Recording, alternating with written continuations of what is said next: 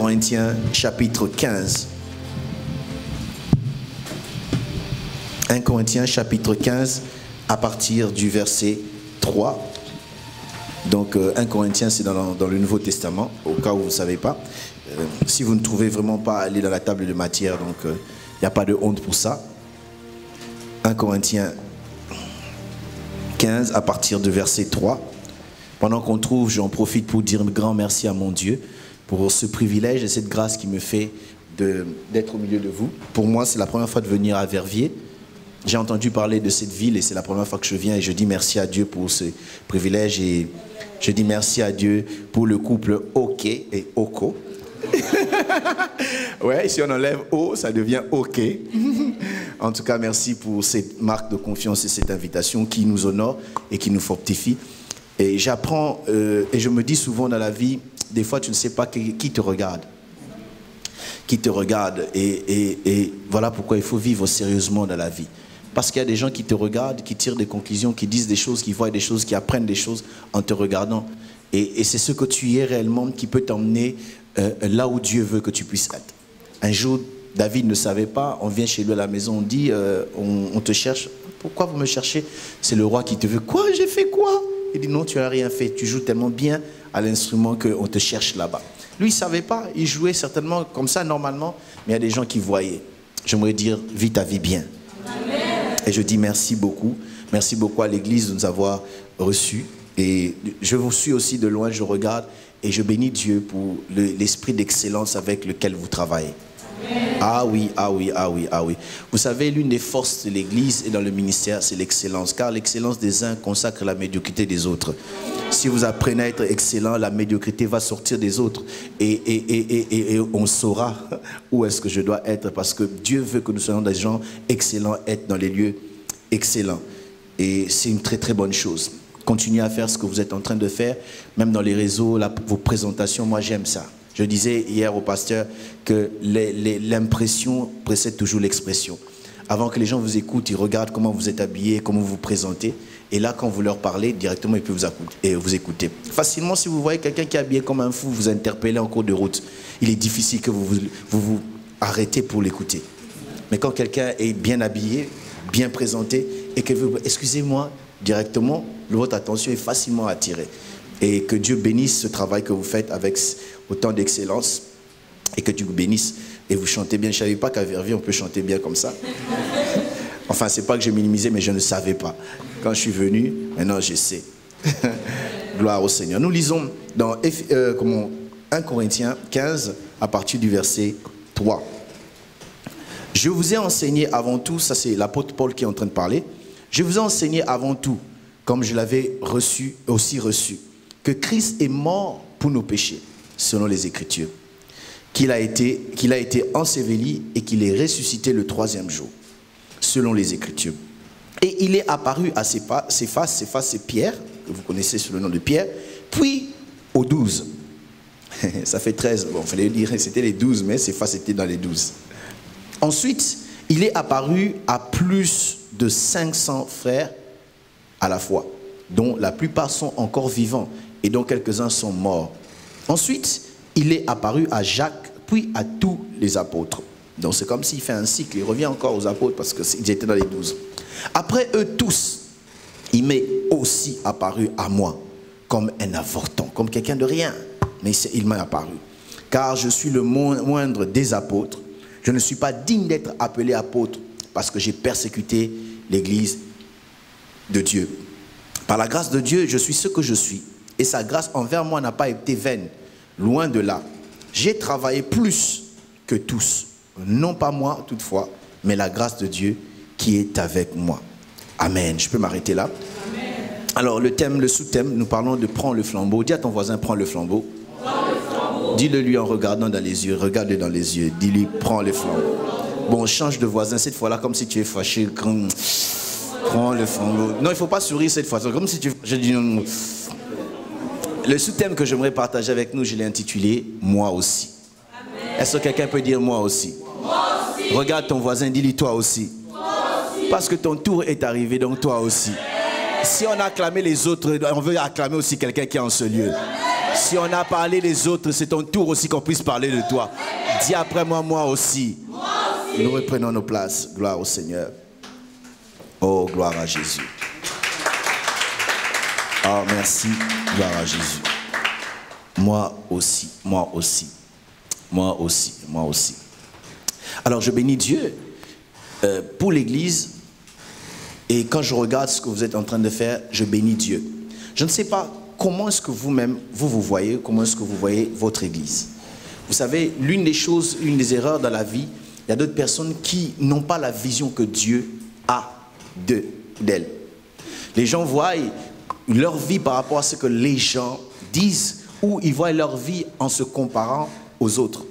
Quand ils regardent les autres, comment est-ce qu'ils sont intelligents, comment est-ce qu'ils semblent avancer dans la vie, comment est-ce qu'ils ont acheté des maisons, comment est-ce qu'ils font un grand travail, comment est-ce qu'ils parlent en langue, comment est-ce qu'ils prêchent, et on se compare, on dit non, il est tellement fort, moi je suis petit, moi je ne suis rien, moi je n'irai rien, et il y en a même qui clôturent leur vie en disant moi je suis bon pour rien, regarde-le, il sait faire mieux que moi je ne sais rien faire. Mais j'aimerais te dire que c'est une erreur de pouvoir regarder sa vie en mettant les lunettes des autres. Si tu veux regarder ta vie, ne regarde pas avec les lunettes des autres, mais regarde ta vie avec les lunettes de celui qui t'a créé. Car lorsque Dieu te regarde, Dieu ne te regarde pas comme les autres te regardent. Il te regarde parce qu'il te connaît. Il t'a connu avant que tes parents puissent même se marier.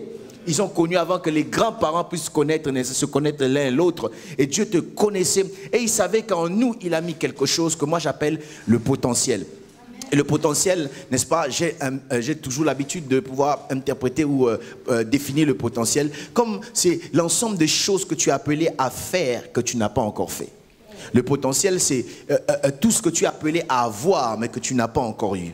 Le potentiel, c'est partout où tu es appelé à aller, que tu n'es pas encore allé. Je prends un exemple. Le potentiel peut être tous les voyages missionnaires, tous les voyages d'affaires, tous les voyages que tu dois faire, n'est-ce pas? Peut-être pour signer des contrats, pour faire des choses, les voyages que tu n'as pas encore fait. Le potentiel, ça peut être tout ce que tu es appelé à faire. Ça veut dire, ça peut être les grandes entreprises qui dorment encore en toi.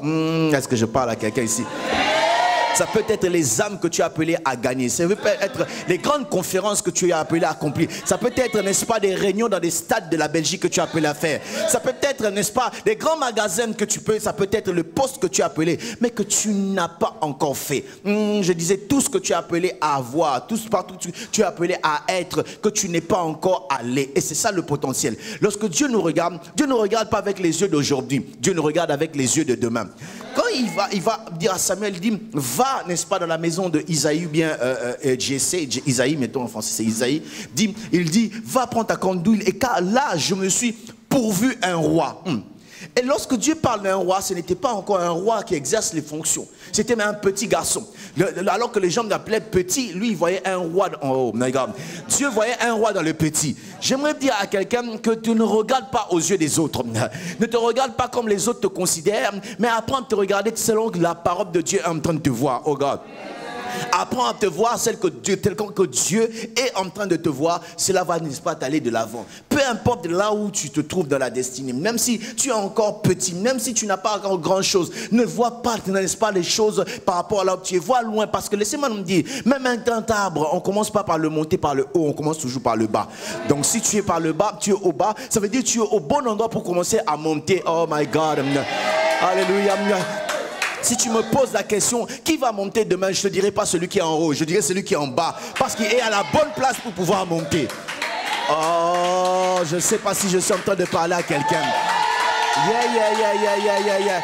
S'il parle mal de toi, laisse-les parler le mal de toi. S'il veut te minimiser, il te minimise, il dit tu es petit. Oui, je suis au bon endroit. Parce que petit poisson deviendra grand. Même si je suis petit aujourd'hui, je ne mourrai pas petit, je vais monter. Écoutez bien aimé, tout ce qui naît grand est un monstre. Tout ce qui naît grand est un monstre. Imagine toi tu vas accoucher aujourd'hui. Le jour où tu accouches, l'enfant dit oh, bonjour papa, ça va? Tout qui naît grand est un monstre. Et la vie est un processus. Si tu es petit aujourd'hui, tu es au bon endroit pour entrer dans le processus de la grandeur. Pour que Dieu t'emmène là où tu es. Si tu es d'accord, dis amen avec moi. J'ai découvert dans ma petite expérience chrétienne que l'équation la plus difficile au monde, c'est celle de définir la vie d'un chrétien. On peut savoir comment elle commence, mais on ne sait pas comment elle terminera. Oui, on le connaît, n'est-ce pas, là où il était, mais on ne sait pas là où Dieu est en train de l'amener. Ah, aide-moi à dire à ton voisin, tu ne me connais pas. Chante de voisin, dis, tu ne me connais pas. On est dans la même église, mais tu ne me connais pas bien. On se voit dans le même quartier, mais tu ne me connais pas bien. Tu connais mon nom, mais tu ne me connais pas bien. Oh, tu sais où j'habite, mais tu ne me connais pas bien. Parce que j'habite peut-être là. Oh!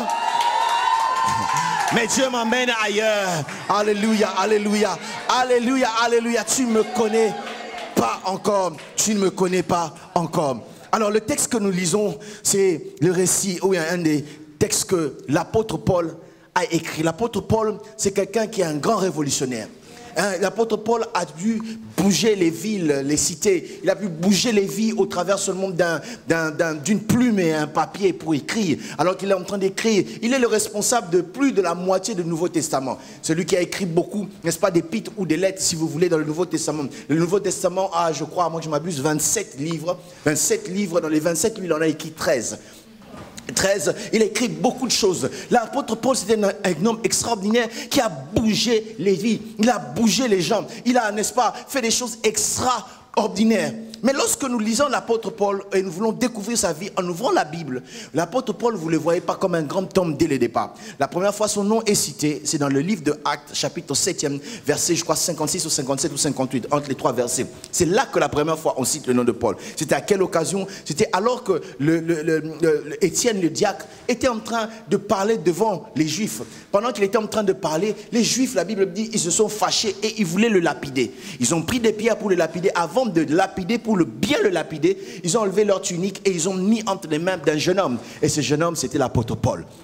Et on prend, n'est-ce pas, ils ont lapidé Étienne et comment dire, Étienne est mort. Et la Bible dit, Paul a prouvé la mort d'Étienne. Donc il était content de pouvoir voir, n'est-ce pas, Étienne mourir. Ça c'est dans Acte 7. Et dans Acte 8, la Bible dit, une grande persécution va se lever contre l'église. Et Paul était l'une des personnes qui se levait avec rage pour pouvoir, n'est-ce pas, faire taire la voix de Jésus, pour pouvoir attaquer l'église, attaquer tous ceux qui se revendiquaient comme disciples de Jésus-Christ. Paul était prêt, même si on ne lui demandait pas, mais c'est lui qui allait demander la permission qu'on puisse l'envoyer afin de faire, n'est-ce pas, des persécutions, afin de tuer. C'était un homme dangereux. Je dirais, si on pouvait vivre en ce temps et prendre Paul, on l'assimilerait comme quelqu'un comme Ben Laden.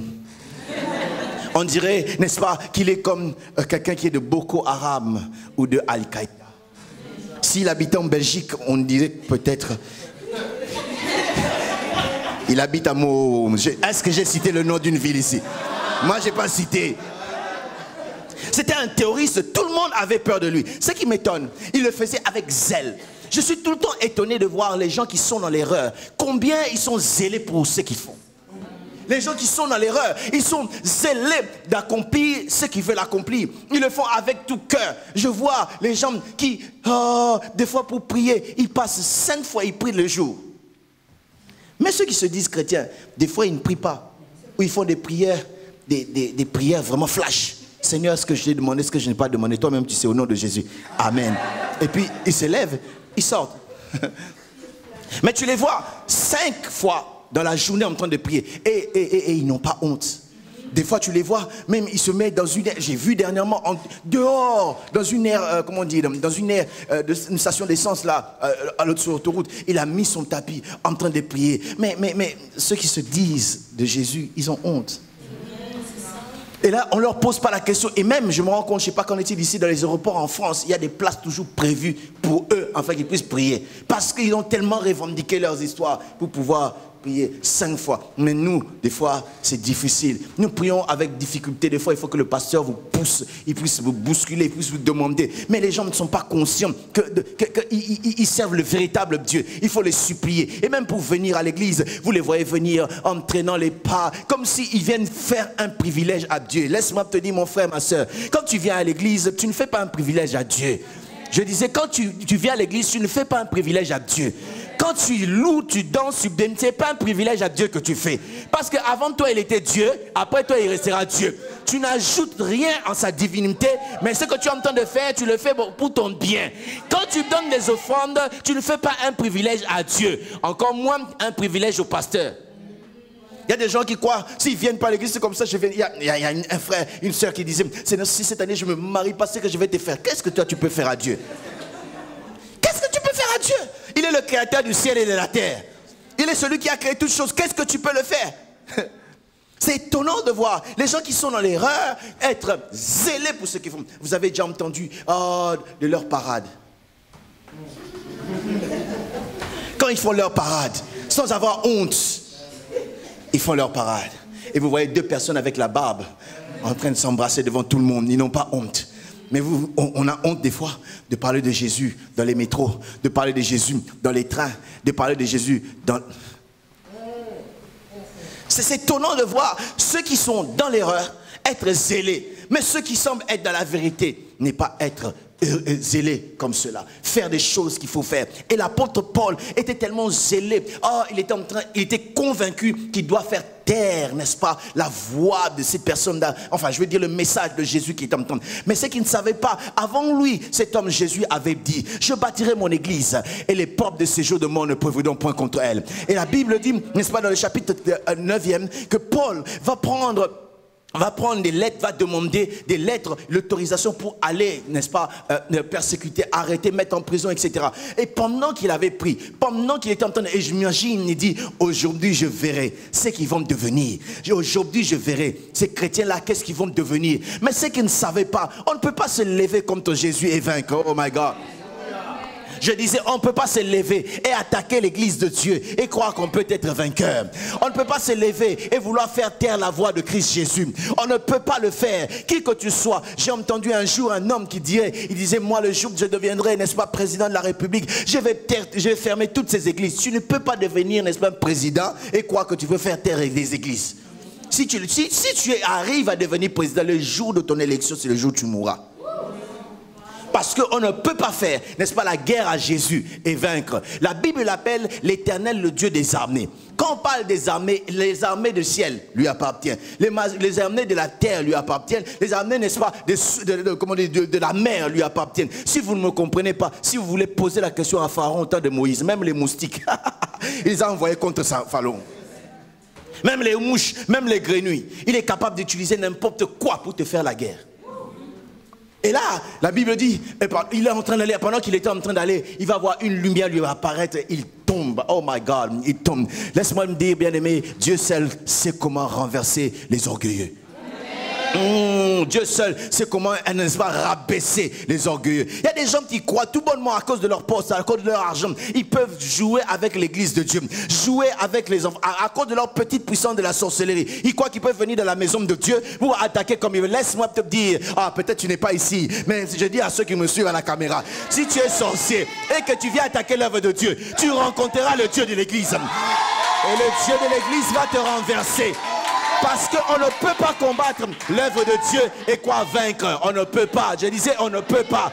On ne peut pas. On ne peut pas. Parce que tu te tiens devant celui qu'on appelle l'Éternel, le Dieu des armées. Oh my God. Je prie que l'Éternel, le Dieu des armées, se lève pour la vie de quelqu'un ici. Je disais qu'il se lève pour ta vie, ceux qui te combattent la nuit comme le jour, qui rencontrent ton Dieu. Je disais qu'ils rencontrent ton Dieu. Si je ne te parle pas, ne dis rien, c'est à toi, lève ta main qui... Yeah! Oh yes. Oh yes. Oh yes. Oh yes. Oh yes. Que le Dieu des armées se lève contre nos ennemis. Et la Bible dit, il va tomber par terre. Et là, il est devenu aveugle. Il a vu une lumière inaccessible aux hommes. Alléluia. Oh my God. J'avais pas envie de le dire, mais j'ouvre cette parenthèse. Le pasteur a commencé en parlant de rencontres. Ce qui fait la différence dans la vie chrétienne des uns des autres, c'est au niveau de la rencontre qu'ils ont eu avec Dieu. Des fois, nous venons dans la maison de Dieu par habitude et nous ne rencontrons pas Dieu. Lorsqu'on a une rencontre avec Dieu, regardez tous ceux qui ont rencontré Dieu d'une manière particulière, leur vie était aussi une vie particulière. Ne venons pas à l'église comme si nous voulons, je viens, je sais que de 10h à 12h je serai à l'église. Non, viens à l'église pour que de 10h à 12h tu rencontres Dieu. Et tu verras, lorsque tu rentres, tu sors, ta vie est différente parce que tu n'es pas seulement venu, mais tu as rencontré Dieu. Et lorsqu'il a rencontré Jésus, oh le temps me manquerait, je l'avance quand même. Lorsqu'il a rencontré, les choses ont changé dans sa vie. Directement, lui qui ne pouvait pas voir, lui qui voyait bien, il est devenu aveugle parce qu'il a vu une lumière inaccessible. Est-ce que je dois le dire? Il paraît que Dieu avait créé la lumière le 4e jour. Mais quand la Bible commence dans Genèse, il dit, au commencement Dieu créa le ciel et la terre. Et Dieu dit que la lumière soit. Et la lumière fut. Et après il a créé de quelle lumière on parle-t-elle? On parle de cette lumière-là de laquelle Dieu se cache. Parce qu'il est dans une lumière inaccessible. Mais lorsqu'on rencontre cette lumière-là, nos vies ne sont plus jamais la même. Alléluia. Et il a rencontré, n'est-ce pas? Et il est tombé, il dit, Seigneur, il a entendu plutôt une voix qui lui disait, Saul, Saul, pourquoi me persécutes-tu? Il dit, qui es-tu, Seigneur? Il dit, je suis Jésus que tu persécutes. Comment? Moi, j'attaque les disciples. Et toi, tu dis que je t'ai attaqué. Vous serez étonné de voir que le bien que tu fais à une personne, c'est à Jésus que tu es en train de le faire. Le mal que tu fais aux autres, tu crois que tu fais à ton ami, mais tu fais à Jésus ce mal-là. Moi, je ferme cette parenthèse, je suis Jésus que tu es en train de persécuter. Et maintenant, lève-toi. Il va se retrouver dans une maison. 3 jours, il est devenu aveugle, il ne voyait pas. Et de l'autre côté, Dieu va parler à un homme qu'on appelle Ananias, un disciple qu'on appelle Ananias. Dieu lui dit, lève-toi, va dans telle rue, dans les numéros, je ne sais pas, qui habite, j'aime la parole de connaissance.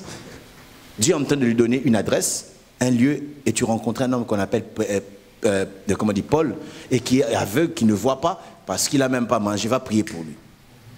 Et écoutez Ananias, il dit à Dieu, oh Dieu, c'est un meurtrier. C'est un meurtrier. Toi, tu m'as mangé un meurtrier. J'imagine, des fois, nous les chrétiens, ça m'étonne.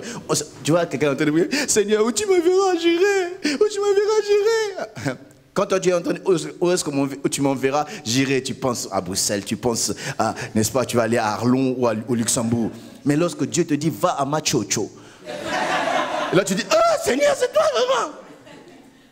Dans un lieu où, oh my God. Et Dieu dit à Ananias, va, n'est-ce pas, tu vas voir un homme qu'on appelle Paul. Il dit non, c'est un meurtrier, c'est comme si Dieu ne savait pas.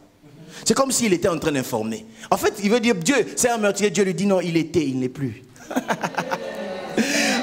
Il était, il n'est plus. Vous savez, les personnes les plus dangereuses à côté de vous, c'est votre vie, les gens qui connaissaient votre vie avant. Parce qu'ils ont toujours tendance à vous ramener à l'époque où vous étiez... Tu vois quand on était encore en maternelle, tu vois quand on était encore... Mais toi, là, oui, il est pasteur, mais on a étudié avec lui, il était dans les boîtes de nuit. Je connais cette fille, il avait fait des...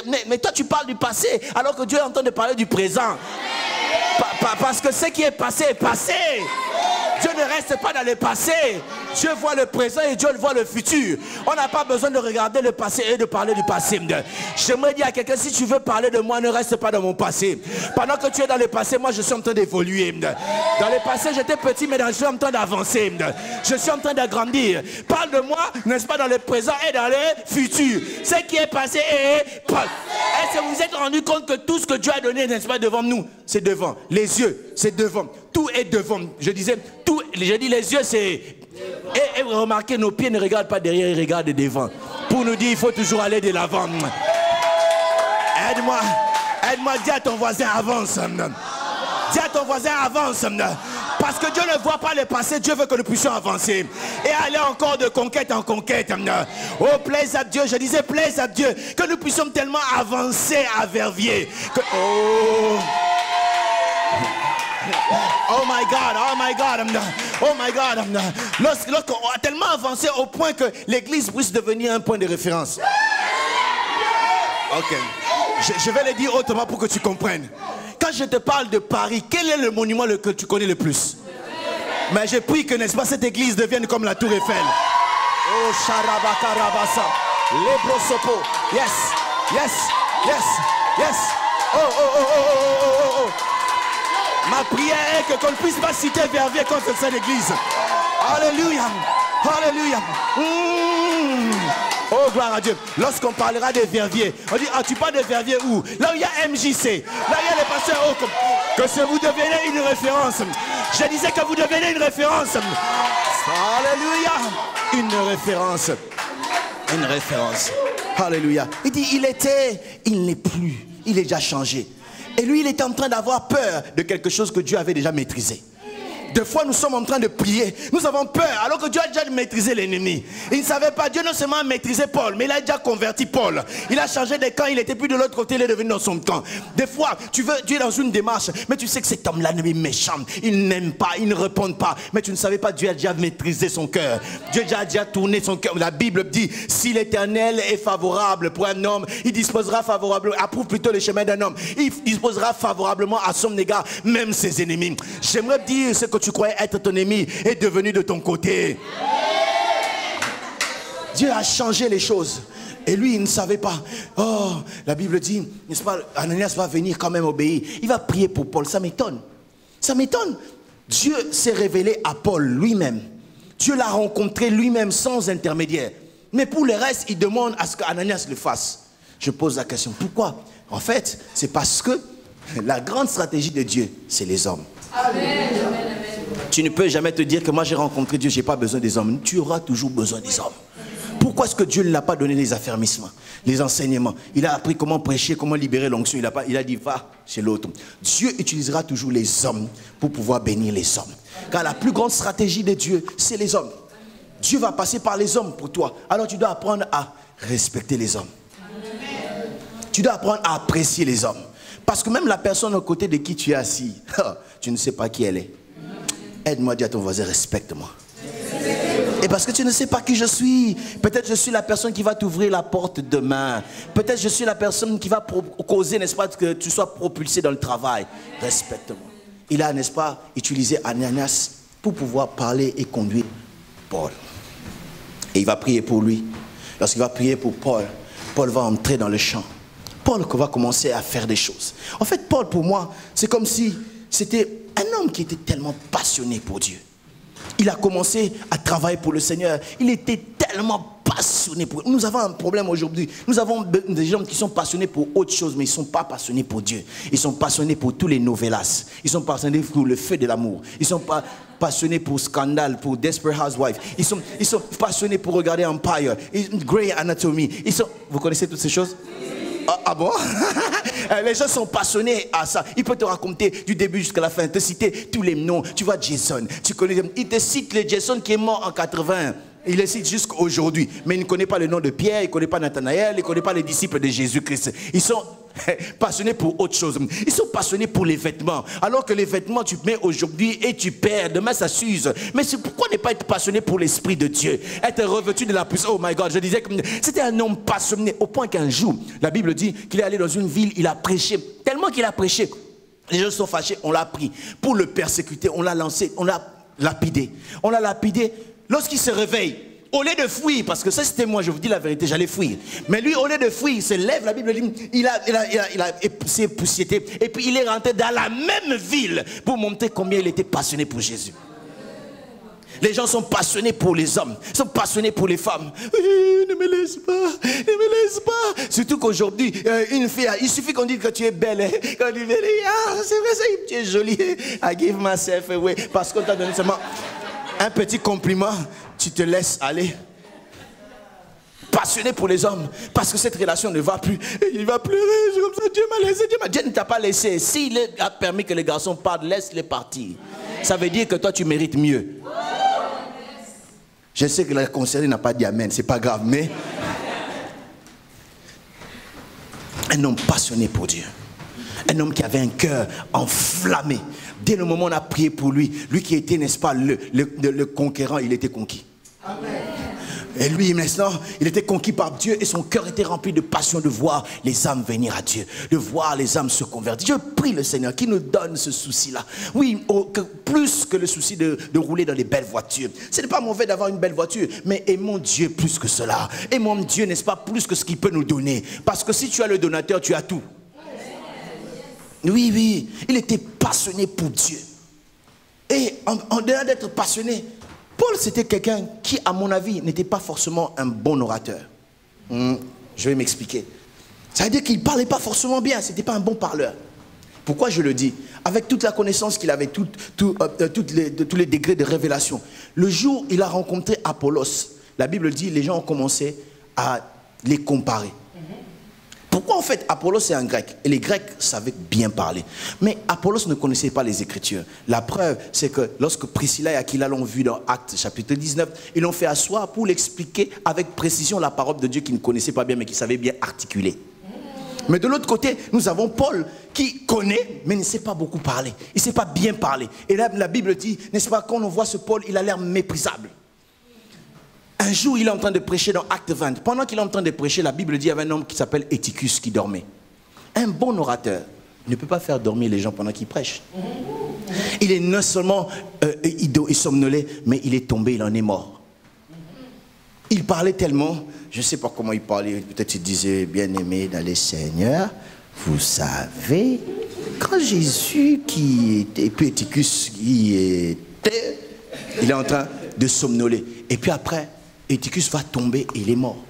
Mais ce que j'aime avec l'apôtre, peut-être il ne savait pas bien parler, mais il avait la puissance. Ah, l'Eutychus qui est tombé est mort. La Bible dit, il a prié pour lui, il est revenu à la vie. Bien-aimés, nous avons plus que besoin d'une église remplie de puissance. Oh, merci Seigneur pour les belles voix, mais au-delà de belles voix, nous avons besoin de la puissance. Merci Seigneur pour les belles prédications, mais au-delà de la prédication, nous avons besoin de la puissance. Parce qu'un art oratoire bien peut permettre que ce qu'on écoute, mais ne change pas les vies. Les gens ne se convertissent pas pour les beaux yeux de qui que ce soit. Les gens se convertissent parce qu'ils rencontrent la puissance de Dieu qui accompagne la parole de Dieu.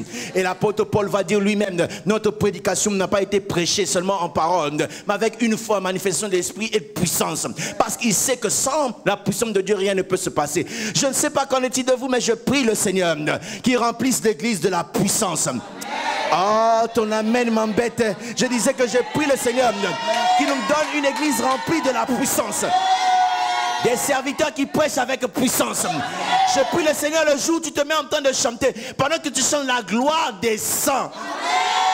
On avait commencé le culte à 11h. Et puis que lorsqu'on ouvre les yeux, c'est 23h. Parce que la gloire de Dieu était... Oh!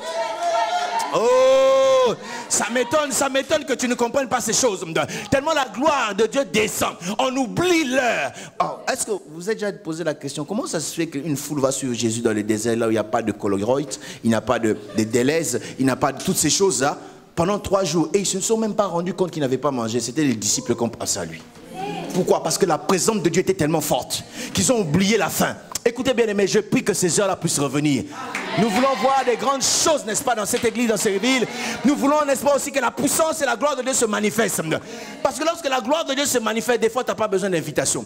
Oh, la preuve, qui avait invité la foule à suivre Jésus dans le désert? Aucune affiche, aucun profil Facebook, il n'y avait pas d'Instagram, il n'y avait pas de Twitter, tout ça, il n'y avait pas. Mais ils ont suivi, pourquoi? À cause de la gloire de Dieu. Plaise à Dieu que nous soyons une église remplie de la puissance. Je disais que nous soyons, n'est-ce pas, des ouvriers remplis de puissance. Que nous puissions prêcher avec puissance. Car c'est la puissance qui ramène à la vie et qui donne la vie Zoé. Oh! Oui, nous voulons, n'est-ce pas, la puissance de Dieu. Si tu es d'accord, dis après moi, power! Nous voulons la puissance de Dieu. Que cette puissance de Dieu puisse faire des choses. Et l'apôtre Paul, oh, lorsqu'il sera dans le ministère, il commence à faire des choses extraordinaires, à écrire. Et écrire des choses qui étaient bien, pour nous donner la connaissance. Il dit par exemple, tous ont péché et sont privés de la gloire de Dieu. Qui veut dire que tout le monde qui ne connaît pas le Seigneur, il est séparé de la gloire de Dieu. Il ne peut pas voir la gloire à moins de revenir par Jésus-Christ. C'est l'apôtre Paul qui me dira que le salaire du péché, c'est la mort. Comme pour me dire, même si on ne te voit pas, que le péché est dans le secret, finalement il aura toujours comme salaire la mort.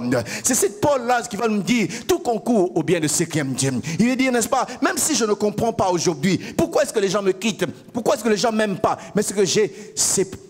ça concourt pour le bien de ceux qui aiment Dieu. La Bible dit, c'est Paul qui nous a dit, oh, ce sont les choses que l'œil n'a jamais vues, que l'oreille n'a jamais entendues, qui sont jamais montées dans le cœur de l'homme, mais que Dieu a préparé pour ceux qui craignent, oh, qui l'aiment. Oh, c'est le Paul, n'est-ce pas, qui a dit, les choses présentes sont passagères, mais les choses éternelles, oh my God, les choses visibles plutôt sont passagères, mais les choses invisibles sont éternelles. Comme pour dire, les soucis que tu es en train de voir aujourd'hui, ça va passer, car la Bible dit, les Égyptiens que tu vois aujourd'hui, tu les verras plus jamais. Ça Ça veut dire ils vont passer, il y a des choses éternelles qui t'attendent. C'est Paul qui nous a dit que nous sommes un corps. Il dit que vous êtes le temple du Saint-Esprit, nous sommes un corps, pour dire que dans le corps il n'y a pas de compétition, il n'y a que la complémentarité.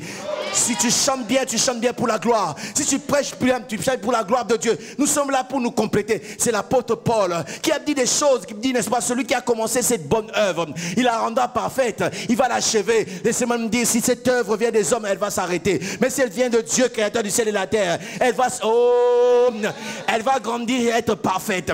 Parce que Paul nous dit des choses extraordinaires. Et là, il commence, là dans le texte que nous avons lu, il est en train de parler aux Corinthiens. L'église de Corinthe a été une église fondée par Paul lors de sa deuxième voyage missionnaire. Il voyageait par là, en fait il a commencé. Et cette église était une église assez compliquée parce qu'il y avait un brassage de culture. Il y avait des gens qui venaient de partout. Ça veut dire, Corinthe était un port maritime et les gens de plusieurs villes venaient là-bas. Et comme vous le savez, quand les gens viennent de plusieurs endroits, il y a beaucoup d'influence. Il y a des gens qui viennent de tel endroit et ils emmènent leur culture. Les autres, ils emmènent leur culture. Et les autres emmènent leur culture. Et au-delà de la culture, ils avaient aussi leur religion qu'ils avaient emmenée. Et l'église que Paul a commencée était une église qui a commencé avec les gens qui avaient de différentes façons de penser. Et il devait maintenant commencer à les éclairer et à répondre à certaines questions. Et c'est comme ça qu'il va répondre, il va écrire l'épître aux Corinthiens, la première épître aux Corinthiens. Et pendant qu'il est en train de leur écrire, et c'est là qu'il va se retrouver dans le texte que nous avons lu. Il explique, n'est-ce pas, comment est-ce que Jésus, le message qu'il est en train de prêcher, c'est Jésus, celui qui était mort et ressuscité. La preuve, quand il est ressuscité, il a apparu aux 12. Quand il a fini, il a apparu, n'est-ce pas, à 500 à la fois. Et aussi, il dit, il m'apparaît à moi aussi. Il dit oui, parce que quand il apparaissait, c'était pour donner un témoignage vivant à ceux qui étaient appelés à être ses témoins. Parce qu'on ne peut pas être un témoin de quelque chose qu'on n'a pas vu. Et Paul, n'est-ce pas, lui qui était un conquérant, il a été conquis en voyant le message, il veut voir le message en personne, parce qu'il prêchait le message de Jésus, Paul a vu le Jésus. Et il dit ceci, il dit, il est apparu à Céphas, aux 12, aux apôtres, aux 500, et il apparaît à moi aussi, qui était comme un avorton. Ça veut dire quelqu'un avorton, quelqu'un qui n'a pas beaucoup comment dire, beaucoup de valeur, mais il a choisi, il a plu à Dieu de m'apparaître moi aussi. Là, je commence à prêcher maintenant. Aide-moi à dire à ton voisin, moi aussi. Je ne sais pas qu'est-ce que tu dis de toi-même, mais laisse-moi te dire, toi aussi Dieu veut t'utiliser. Oh, je ne sais pas comment est-ce que tu vois ta vie, mais toi aussi Dieu veut aussi t'utiliser. Voilà pourquoi il n'a pas dit, prenez les flambeaux. Il a dit, toi prends le flambeau. Je bénis Dieu parce qu'on ne parle pas à tous, on parle à toi. Aide-moi, pointe du doigt ton voisin et dis, toi aussi. Toi aussi, c'est ton tour de pouvoir manifester la gloire de Dieu. Toi aussi, tu vas être un instrument par lequel Dieu va être glorifié. Toi aussi, tu vas devenir une pancarte par laquelle le monde va voir la gloire de Dieu. Toi aussi, tu seras une voix qui va chanter la mélodie du ciel. Je dis, toi aussi, tu seras une bouche par laquelle la parole de Dieu sera prêchée. Si je ne te parle pas, ne dis rien, c'est à toi, dis amen bien. Il dit, à moi aussi, il a passé le flambeau. À moi aussi, il a donné l'occasion de pouvoir parler. Je suis venu dire à quelqu'un en ce lieu, ton tour est arrivé. Ton tour d'être un canal par lequel la gloire de Dieu va se manifester est arrivé. Ton tour de pouvoir témoigner la grandeur de Dieu est arrivé aussi. Ton tour de pouvoir accomplir les grands miracles est aussi arrivé. Ton tour de que les gens puissent t'acclamer est aussi arrivé. Ton tour pour que les gens puissent te respecter est arrivé. Je dis, ton tour est arrivé pour qu'on puisse te voir aussi. Ton tour est arrivé pour que tu puisses monter. Si tu es d'accord, dis après moi amen.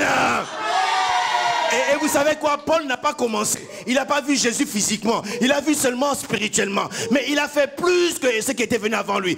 Il y a un principe avec Dieu. Ce qui vient après a toujours été plus grand que ce qui vient avant. Oh, j'aimerais dire, ceux qui sont venus avant toi ne sont que les Jean-Baptiste. Jean-Baptiste, ce n'est pas la voie. Il est seulement venu préparer la venue de Messie. Ils sont allés avant toi pour préparer ton chemin. Je parle à quelqu'un. Ils se sont mariés hier parce qu'ils ont venu préparer ton chemin. Et d'ailleurs, même s'ils se sont mariés les samedis passés, ils n'ont pas terminé les samedis. Il y a encore des samedis. Dis à quelqu'un, moi aussi, mon tour est en train de venir pour avancer. Ils avaient présenté le premier vin, c'était bon. Mais lorsque le deuxième est venu, ils disaient, oh, mais pourquoi est-ce que vous n'avez pas commencé? Parce qu'ils ne savaient pas. Le principe de Dieu, ce qui vient après, est plus grand que ce qui vient avant. Je suis en train de voir quelque chose. Je disais, je suis en train de voir quelque chose. Dis-moi qu'est-ce que tu es en train de voir. Je suis en train de voir une église qui va faire parler d'elle dans cette ville de Verviers. Je suis en train de voir les vies qui sont affectées. Je suis en train de voir les journées parler de cette église. Je suis en train de voir, n'est-ce pas, la télé parler de cette église. Si tu es d'accord, lève ta main qui... Yeah! J'étais en train de dire, Dieu est sur le point de faire. C'est mon tour. Aide-moi, toi, touche 3 personnes, dis c'est mon tour. Change. C'est mon tour aussi de voir la gloire de Dieu. C'est mon tour de voir mes larmes être essuyées. C'est mon tour de voir les diables sous mes pieds. C'est mon tour de monter et d'aller plus loin. Moi aussi. Moi aussi. Je disais moi aussi. Parce que j'ai les flambeaux, je peux éclairer. Moi aussi. Parce que j'ai les flambeaux, les gens peuvent voir le chemin. Moi aussi. Parce que j'ai le flambeau, on va suivre le chemin. Parce qu'ils vont voir ce que Dieu va faire. Bien-aimé, le temps est venu. Écoutez, bien-aimé, à chaque fois que Dieu veut faire quelque chose, il envoie un message. Amen. Moi, comment est-ce que je connais les gens qui se sont en face? C'est par rapport au message que Dieu donne. Le message détermine la vie de ceux qui vont l'entendre. Lorsque Samuel, on lui a dit, prends la corne d'huile, il savait déjà que c'était un message de royauté. J'aimerais dire, Dieu va faire quelque chose dans la vie de quelqu'un. Est-ce que nous pouvons nous lever pour prier le Seigneur? Alléluia. Moi aussi. Moi aussi. Moi aussi.